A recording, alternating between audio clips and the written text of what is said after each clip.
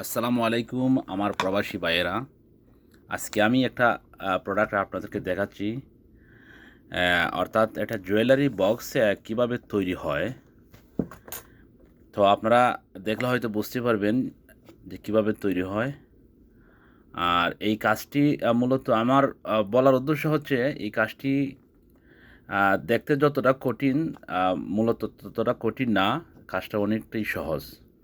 তো অনেকেই আছে প্রবাসে এসে কি করবেন, কি কাজ খুঁজতে মানে করলে ভালো হবে, ভালো একটা পয়সা ইনকাম করা যাবে। তো আমার এই ভিডিওটি আপনারা সম্পূর্ণ দেখবেন। আশা করি আমার এই ভিডিও থেকে আপনারা এই কাজটি সম্পর্কে একটা ধারণা নিতে পারবেন। আর এই কাজটি শিখলে আমার যে ধারণা, অর্থাৎ আমি নিজেই কাজটি করি, এই কাজটিতে ভালো একটা বেনিফিট আছে। স্যালারিতে কাজ করলেও আপনারা একটা ভালো স্যালারি পাবেন। আর যদি কাজ শিখার পরে ভবিষ্যতে আপনারা যদি একটা ব্যবসা বাণিজ্যের একটা সিস্টেম করে নিতে পারেন, তাহলে আশা রাখি অনেকটা উপহার আসবে, অনেকটা বেনিফিট পাবেন। তো চলুন আমার এই ভিডিওটি মাধ্যমে আপনাদেরকে আমি আমার এই প্রোডাক্টটা দেখাই, জুয়েলারি বক্স। আর তার সাথে আমার একটা অনুরোধ, অবশ্যই আমার চ্যানেলটি আপনারা সাবস্ক্রাইব করবেন, আমিন জুয়েলারি বক্সেস। তো আমার একটি অনুরোধ আপনাদের কাছে। তো চলুন আমি প্রোডাক্টটি আপনাদের দেখাচ্ছি, সাথেই থাকুন। তো এই দেখেন, আহ, এই একটা জুয়েলারি বক্স, অর্থাৎ এটা আরবিতে বলে থগম।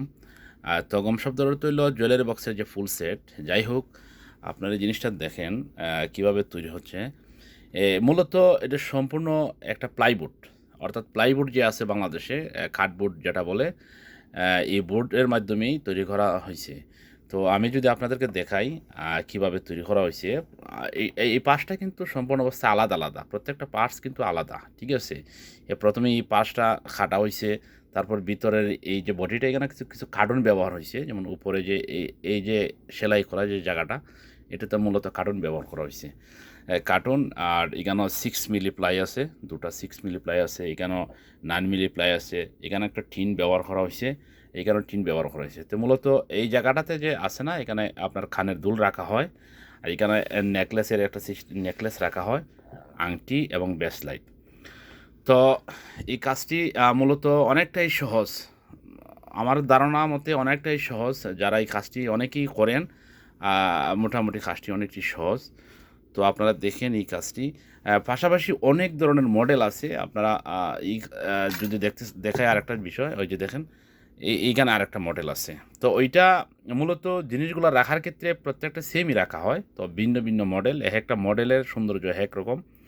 তো এই জিনিসটা দেখেন পিছনে, আর ওই পিছনে যে এটা একটা ডান্ডার মতো দেখা যায়, এটা কিন্তু আম, অর্থাৎ জুয়েলারি বক্স দোকানের যে পিছনের যে বাইলটা, অর্থাৎ সেলসম্যানের পিছনে যে বাইলটা, ওইটাতে বাইলের ভিতরে রাখা হয়। তো মোটামুটি একই জিনিস রাখা হয়, তবে মডেল ভিন্ন রকম। তো যাই হোক, আপনারা হয়তো দেখলেন জিনিসটা, আশা রাখি আপনারা বুঝতে পারছেন। আর এই কাজটা হয়তো যদি আপনারা শিখেন, অবশ্যই কাজটা অনেক সহজ, ঘরোয়া পরিবেশে করা যায় সৌদিতে, কোনো সমস্যা নাই ইনশাল্লাহ। তো ভিডিওটা যদি ভালো লাগে, অবশ্যই লাইক এবং একটা কমেন্ট করবেন। আর আমার চ্যানেলটি আমিন জুয়েলারি বক্সেস অবশ্যই সাবস্ক্রাইব করবেন। আসসালামু আলাইকুম রহমতুল্লাহি ওয়া বারাকাতুহু।